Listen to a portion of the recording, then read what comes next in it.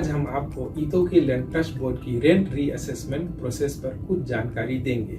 Rent reassessment एक ऐसा process है जहां पर हर 5 साल पर रेंट का जो अमाउंट है उसे रीअसेस किया जाता है। ज्यादा करके रेंट का अमाउंट ऊपर ही जाता है। इसका कारण ये है कि जमीन का भी जो मूल्य है वो ज्यादातर ऊपर ही जाता है। इसे हम भूमि की सराहना भी कहते हैं। इस प्रोसेस में टेनेंट के साथ पहले एक 360 डिग्रीज जॉइंट इंस्पेक्शन और एसेट वैल्यूएशन किया जाता है। एसेट वैल्यूएशन से पता चलता है कि जमीन पर क्या काम वगैरह किया गया है लीज नियम व शर्तें अनुसार। इस इंस्पेक्शन के बाद टीएलटीबी एक फॉर्मूला इस्तेमाल करती है जो यह बताता है कि जमीन के प्राइस को कितना बढ़ाया जाएगा।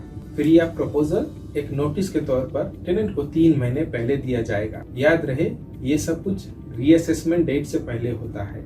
अगर टेनेंट नया रेट से सहमत है तब वो नेक्स्ट रिव्यू डेट तक ये नया रेंट भर सकता है।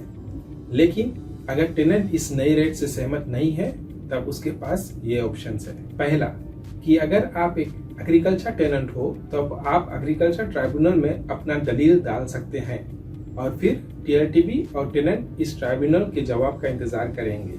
दूसरा ऑप्शन ये है कि अगर आप एक नॉन एग्रीकल्चर टेनेंट हो तो आपको एक काउंटर नोटिस टीएलटीबी को देना होगा।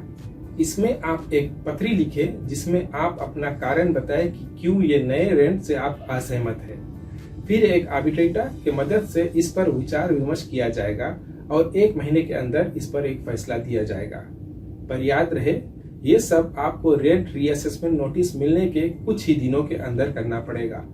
टीएलटीबी को 2 महीने के अंदर और आर्बिट्रेशन को 1 महीने के अंदर सूचित करना होगा, वरना यह समझा जाएगा कि आपको नया रेंट मंजूर है। हम आशा करते हैं कि आपको रेंट रीअसेसमेंट के बारे में अब सही जानकारी मिली है। और जानकारी के लिए लॉगिन करें www.tltb.com.fj या फिर हमारे नजदीकी ऑफिस आए। आदिवासी जमीन, हमारी विरासत, हमारा भविष्य। धन्यवाद।